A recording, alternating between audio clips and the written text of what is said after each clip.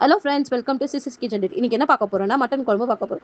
Mutton குழம்பு எப்படி செய்யணும் அப்படின்னா, முதல்ல ஒரு குக்கர் எடுத்து 1 kg மட்டன், அதில் வந்து 1 table spoon ginger garlic paste, அப்புறம் turmeric powder 1 table spoon, next வந்துட்டு பட்டை, லவங்கம், கிராம்பு, ஏலக்காய், பிரியாணி இலை, இதெல்லாம் பிரியாணி மசாலாவும் அதில் போட்டு ஒரு 10 விசில் விட்டு மட்டனை வேக வச்சு எடுத்துக்கலாம்.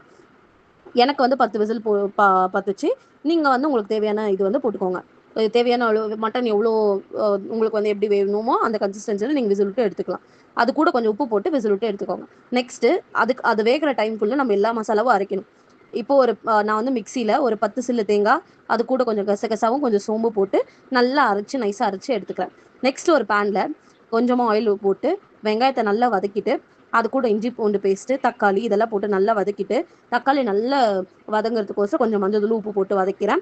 அதுக்கப்புறமா நான் மட்டன் மசாலா பாக்கெட் வந்து கடையில் வாங்கி அந்த மட்டன் மசாலா பாக்கெட் போட்டிருக்கேன். அப்புறம் ஒரு ஒரு ஒரு 2 ஸ்பூன் அளவுக்கு காரத்துக்கு ஏற்ற அளவுக்கு நான் வந்து சில்லி பவுடர் போட்டு நல்லா வந்து அதை பச்சை வாசனை போகிற வரைக்கும் வதக்கியிருக்கேன்.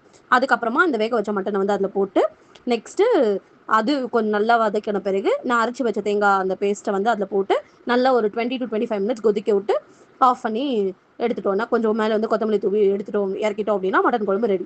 இந்த மட்டன் குழம்பு எல்லாரும் ட்ரை பண்ணுங்கள். யாருக்கெல்லாம் பிடிச்சிருக்கோ லைக் பண்ணுங்கள், ஷேர் பண்ணுங்கள், கமெண்ட் பண்ணுங்கள். Thank you guys.